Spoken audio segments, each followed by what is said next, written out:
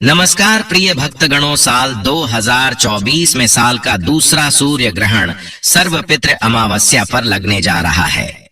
सर्वपितृ अमावस्या पर साल का सबसे बड़ा सूर्य ग्रहण लगने जा रहा है और इसके दूसरे दिन शारदीय नवरात्रि प्रारंभ है, अर्थात नवरात्रि प्रारंभ हो जाएगा।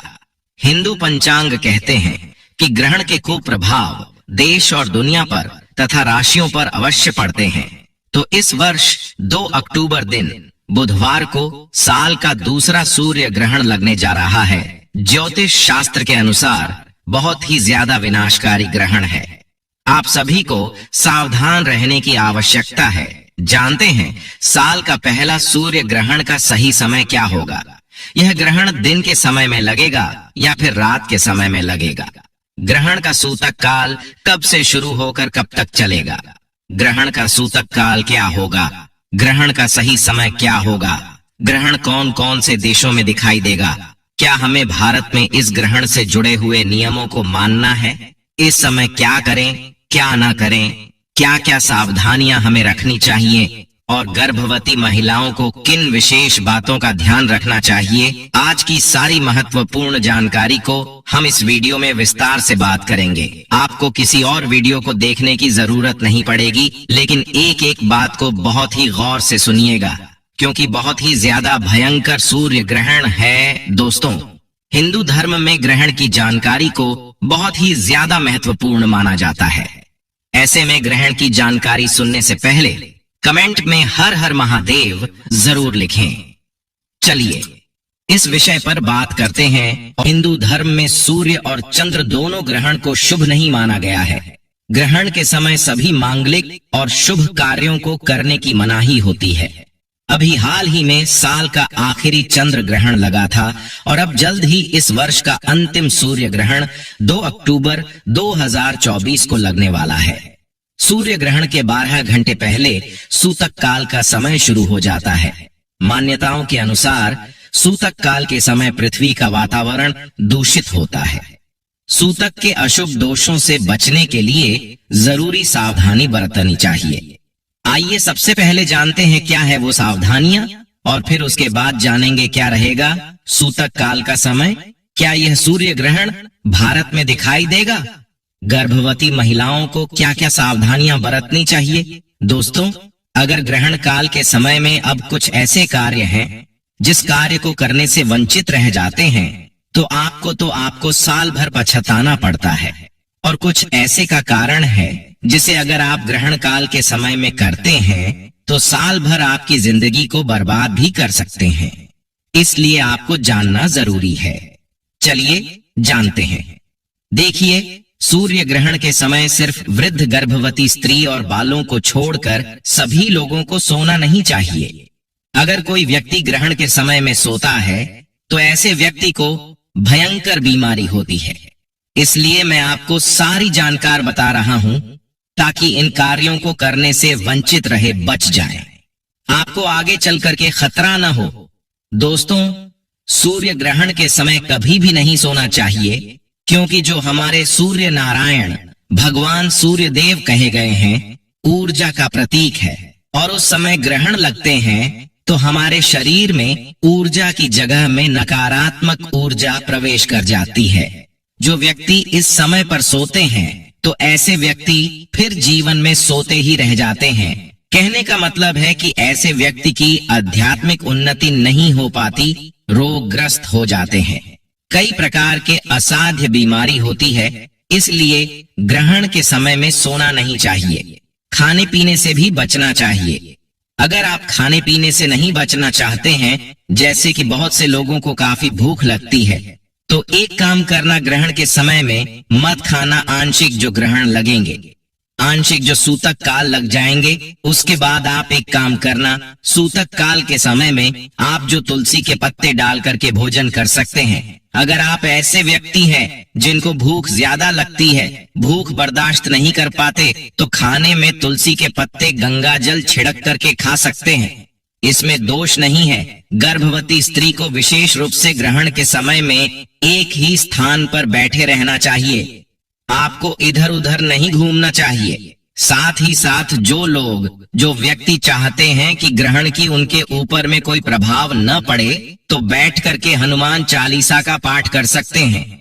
इससे ग्रहण के जो असर होते हैं समाप्त हो जाते हैं, क्योंकि हनुमान जी महाराज जी एक ऐसे देवता है, एक ऐसे भगवान कहे गए हैं जो कि राहु के प्रभाव को तीव्र रूप से समाप्त करने वाले कहे गए हैं।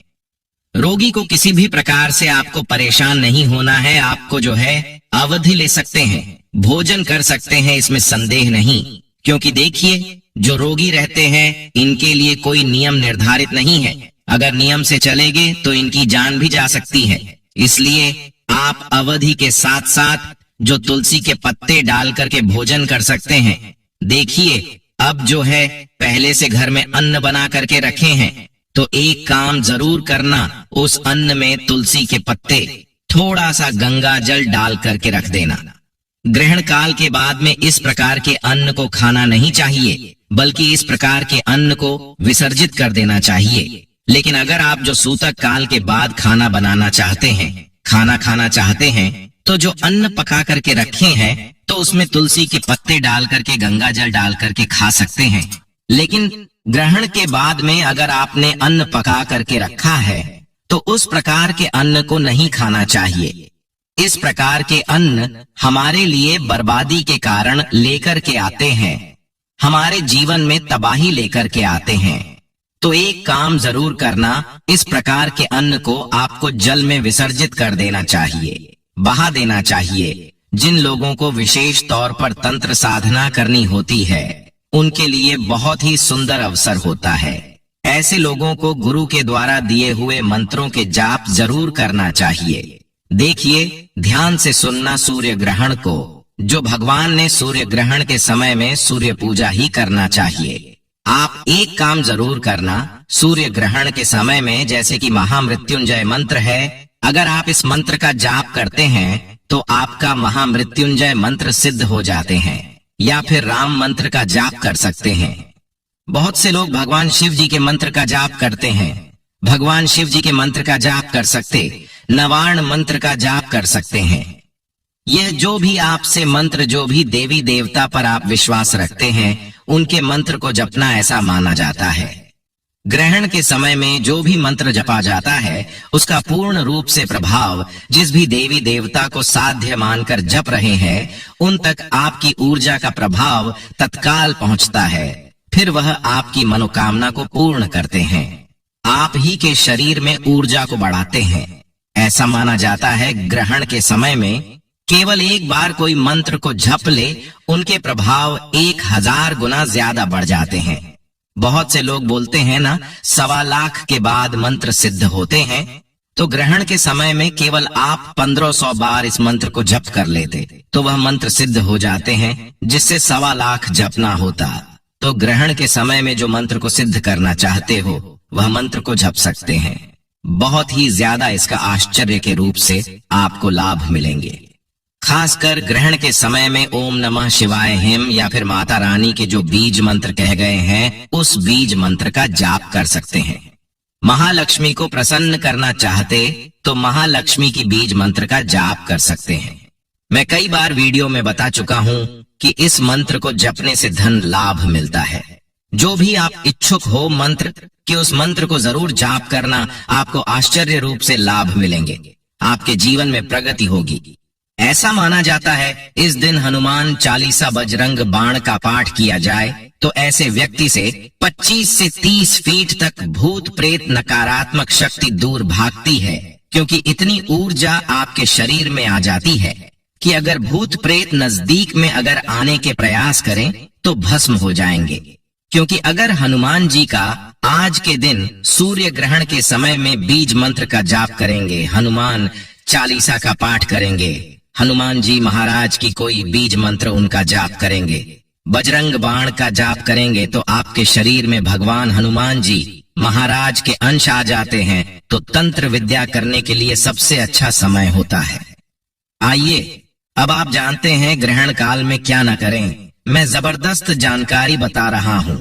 तो ग्रहण काल में भूल करके एक बात का विशेष ध्यान रखना, कभी भी नहीं घूमना चाहिए। आप में से जितने लोग बोलते हैं ना, ग्रहण काल में घूमेंगे तो क्या होता है।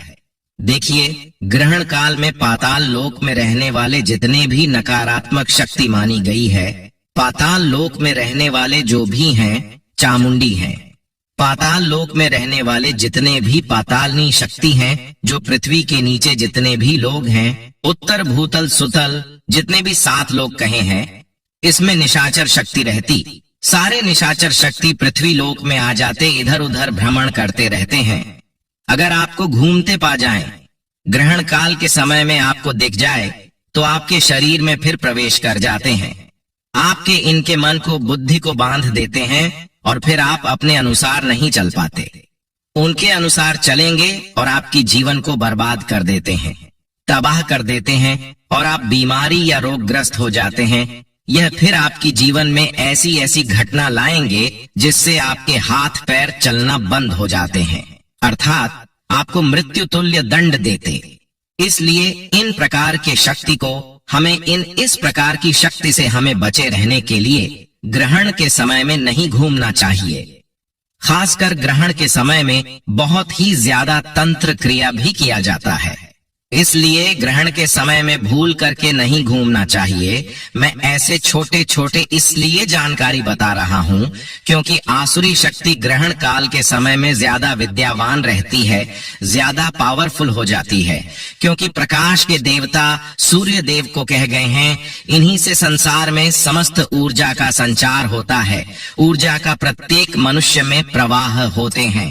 ग्रहण काल के समय में ऊर्जा का प्रवाह रुक जाते हैं, इसलिए जो काली शक्ति है, जो निशाचरी शक्ति कहे गए हैं, पातालोकिया शक्ति कहे गए हैं, जितने भी काली शक्ति सारे ऊर्जा अवस्था में हो जाती हैं, तो इस समय हमें कौन बचाएंगे? तो हनुमान जी महाराज बचा सकते हैं। इसलिए जितना ज्यादा हो सके सुंदर कांड है, बजरंग बाण, हनुमान चालीसा इनके पाठ करना चाहिए, ऐसा माना जाता है। जिस घर में ग्रहण काल के समय में बजरंग बाण का पाठ होता है, हनुमान चालीसा का पाठ होता, हनुमान जी महाराज जी, राम जी का जाप किया जाता है, राम मंत्रों का जाप किया जाता, यह फिर गायत्री मंत्र का जाप किया जाता है, वहां पर फिर ये ग्रहण के प्रभाव समाप्त हो जाते हैं। उस घर में कदापि ग्रहण का प्रभाव नहीं पड़ता और चाहे तो घर में छोटे छोटे गोबर के टीके लगा सकते हैं। ऐसा माना जाता है गोबर का टीके या फिर गोमूत्र के टीके घर में लगाने से संपूर्ण घर की हिस्से में लगाइए तो यह घर के वास्तु को बचाए रखने का काम करते हैं।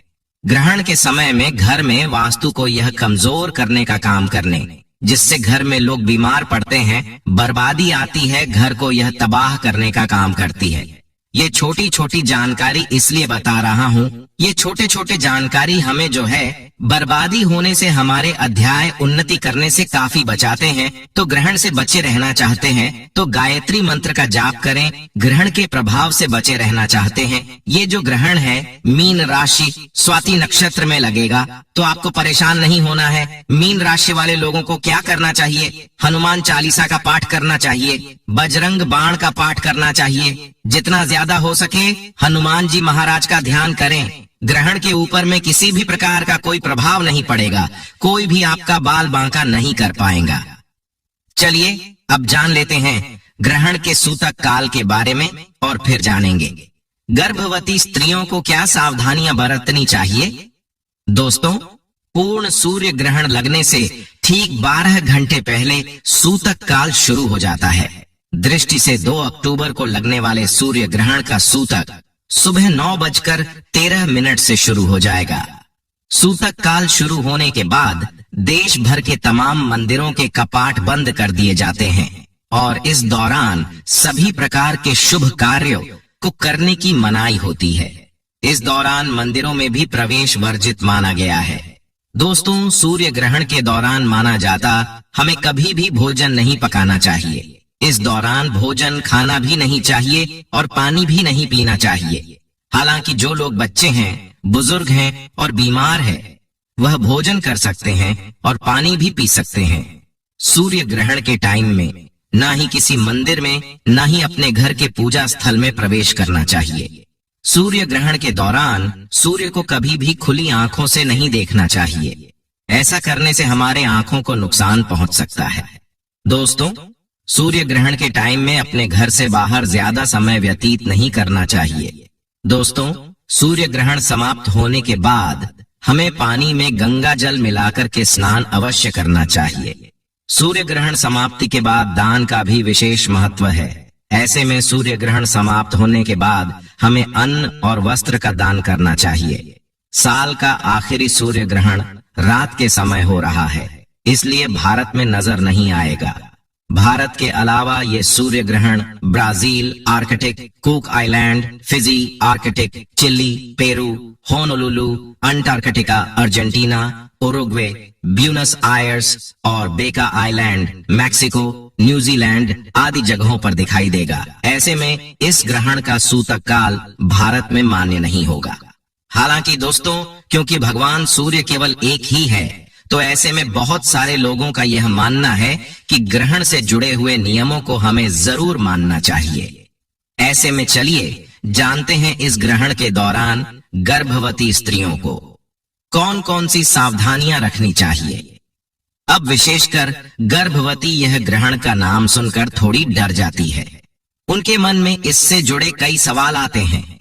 क्या नियम पालन करना है? शास्त्रों में गया है कि सूर्य की अनुपस्थिति कई नकारात्मक प्रभावों को जन्म देती है, इसलिए विशेषकर गर्भवती को इस समय कुछ नियमों का पालन करना चाहिए।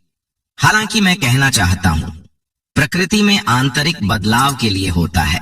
जिस प्रकार हमारे जीवन में कुछ बदलाव होते रहते हैं, उसी प्रकार यह जो सदैव क्रियाशील ब्रह्मांड है, उसमें भी परिवर्तन जरूर होते हैं।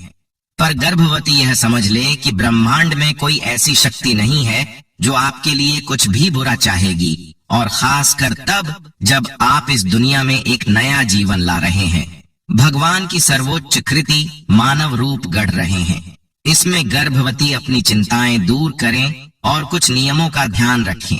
ग्रहण भारत में नजर नहीं आने वाला है, लेकिन ग्रहण के दौरान हमें सतर्कता और सावधानी बरतनी चाहिए। ऐसा लिखा हुआ है, ऐसा ज्योतिषाचार्य बताते हैं, इसलिए सावधानी तो रखनी ही पड़ेगी। अगर आप एक गर्भवती महिला हैं, तो आप जरूर ध्यान दीजिएगा कि ग्रहण के दिन नियम का पालन अवश्य करिएगा।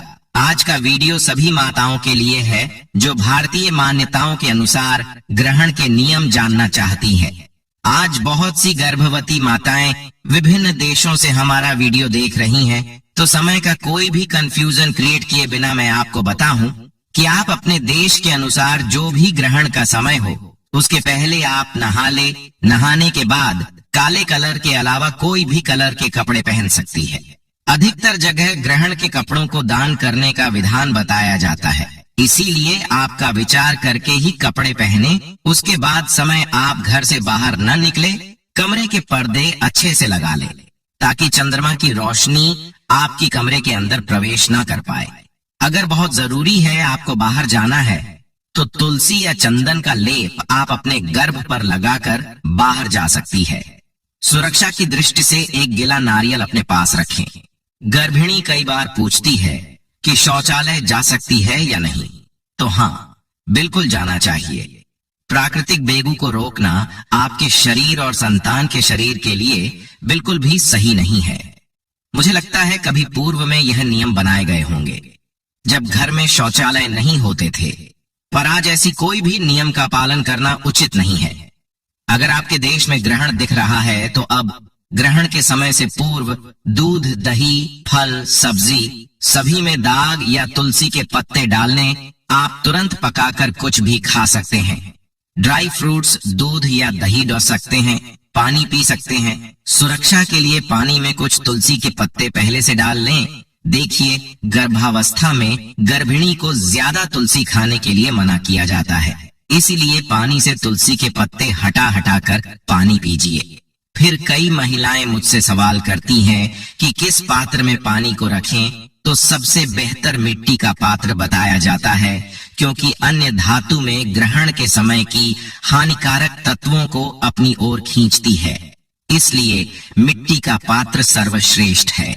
इस समय जितना संभव हो भगवान का स्मरण करें, अपनी संतान के शुभ भविष्य के लिए प्रार्थना करें। देखिए, ग्रहण के कुछ हानिकारक प्रभाव है, तो इसके कुछ सकारात्मक प्रभाव भी होते हैं। जैसे इस समय की गई प्रार्थना, इस समय किए गए जाप अति शीघ्र फलदायी होते हैं, तो आप इसका जरूर ध्यान रखें। फिर ग्रहण के बाद आप नहाने के लिए सबसे बेहतर समुद्र का पानी बताया जाता है, तो आप घर पर ही अपने नहाने के पानी में नमक डालकर नहा सकती हैं, जिससे ग्रहण की सभी हानिकारक प्रभाव आपसे दूर रहेंगे। गीला नारियल जो अपने पास रखा था, उसे आसपास कोई तालाब, सरोवर, नदी में नहाने के लिए भेज दें। साथ ही आपको ग्रहण पूर्ण होने पर कोई चांदी की वस्तु या सफेद वस्तुओं का दान भी अवश्य करना चाहिए। यही कुछ ग्रहण की जरूरी नियम बताए जाते हैं जो सुरक्षा की दृष्टि से घर भी नहीं अपना सकती है। वैसे अगर आप ना भी अपनाएं तो भी आप चिंतित ना हो, क्योंकि ब्रह्मांड में कोई ऐसी शक्ति नहीं है जो आपका बुरा चाहती है। ऊपर बताए गए नियमों को अपनाने से सिर्फ उसका सकारात्मक लाभ ही मिलता है। भारत में ग्रहण और सूतक से जुड़े नियम मान्य नहीं होंगे तो भारतीय महिलाएं निश्चिंत रह सकती हैं, लेकिन सावधानी जरूर बरतनी है। ज्यादा से ज्यादा सुरक्षा की दृष्टि से उस दिन ज्यादा बाहर ना जाए और जितना हो सके ग्रहण के समय मंत्र उच्चारण करें। ऊपर बताए गए देशों में ग्रहण के नियम मान्य होंगे। सूर्य ग्रहण के समय अगर आप कुछ विशेष उपाय कर लेते हैं तो यह बहुत ही लाभदायक होते हैं। देखिए, सबसे पहला उपाय जो हम आपको बताने जा रहे हैं वह है कर्ज मुक्ति का महा उपाय। दोस्तों, मान लीजिए आपने कोई ऐसा कर्ज लिया हुआ है जिसको आप लौटा नहीं पा रहे हैं, आप आर्थिक कष्ट में फंसे हुए हैं, आपके जीवन में धन आना बंद हो गया है और आप इस चीज को लेकर के बहुत परेशान हैं, तो सूर्य ग्रहण जैसे ही रात्रि में शुरू होगा, उस दौरान आपको सिर्फ एक लाल कपड़ा लेना है और फिर उस लाल कपड़े में एक मुट्ठी लौंग अपने दाहिने हाथ से डाल देना है। अब आप इस कपड़े की पोटली बनाइएगा और अपने घर के पूजा घर पर रख दीजिएगा। अगले दिन यानी कि 3 अक्टूबर को आपको इसी पोटली को ले जाकर के किसी भी मंदिर के बाहर बैठे भिक्षुक को आपको दान कर देना है। इतना उपाय अगर आप कर लेते हैं तो यकीन मानिए आपके ऊपर कोई ऐसा दोष है जिसकी वजह से आपके जीवन में धन नहीं आ रहा है, वह दोष अपने आप पूरी तरह से खत्म हो जाएगा और आपके जीवन में आपको अपने आर्थिक कष्टों से जरूर मुक्ति मिल जाएगी। यह एक ऐसा उपाय है जो सूर्य ग्रहण के दौरान किया जाए तो कभी भी खाली नहीं जाता है, जिसके बारे में ज्योतिष शास्त्र में साफ साफ लिखा हुआ है। दोस्तों, अगर आप चाहते हैं आपके घर पर कभी भी किसी भी व्यक्ति को काले जादू का असर ना हो, आपके घर के लोगों को अगर बाहर के लोग काली विद्या बंधन करवाने की कोशिश करते हैं तो उसका असर आपके घर के लोगों पर ना पड़े, तो बस एक काम कीजिएगा, इस सूर्य ग्रहण वाले दिन एक नारियल खरीद लीजिएगा। जैसे ही सूर्य ग्रहण रात्रि में शुरू होता है, उस नारियल को घर के प्रत्येक सदस्य के माथे पर आपको टच करा लेना है और इस नारियल को घर के पूजा घर में आपको रख देना। अगले दिन इसी नारियल को ले जाकर के आपको किसी भी मंदिर के पुजारी को दान कर देना है। सिर्फ इतना उपाय अगर आप कर लेते हैं तो यकीन मानिए दोस्तों, पूरे साल आपके घर पर कोई भी व्यक्ति कुछ भी करवाने की कोशिश करेगा, उसका असर आपके घर पर कभी भी नहीं होगा। दोस्तों, तंत्र शास्त्र में साफ साफ लिखा हुआ है कि अगर सूर्य ग्रहण के अगले दिन कोई भी व्यक्ति अपने घर पर सदाबहार का पौधा लगाता है तो उस व्यक्ति के घर पर हमेशा माता लक्ष्मी जी का आशीर्वाद बना रहता है। अगर आप यह बात नहीं जानते तो आपकी जानकारी के लिए बता दें, सदाबहार का पौधा एक ऐसा पौधा होता है जिसमें माता लक्ष्मी जी के 8 रूप का वास होता है। तो सिर्फ आपको यह करना है। दोस्तों की 2 अक्टूबर को सूर्य ग्रहण लग रहा है और 3 अक्टूबर को आपको एक सदाबहार का पौधा लाना है और अपने घर में किसी भी पूर्व दिशा में स्थापित कर देना है और प्रतिदिन इस पौधे को जल देना है। इतना उपाय अगर आपने कर लिया तो यकीन मानिए माता लक्ष्मी जी का आशीर्वाद इस सूर्य ग्रहण के बाद हमेशा आपके घर पर बना रहेगा और आपके घर पर कभी भी धन की कमी नहीं होगी। उम्मीद करता हूं दोस्तों आपको यह वीडियो अवश्य पसंद आया होगा, तो वीडियो को लाइक जरूर कर दीजिए।